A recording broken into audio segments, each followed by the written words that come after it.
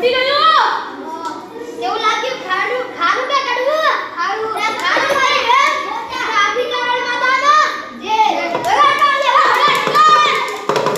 લે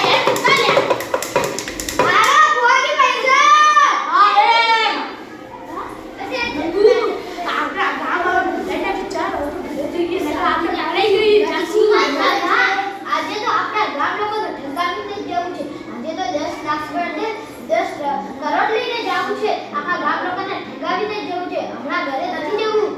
સાચી જ વાત છે.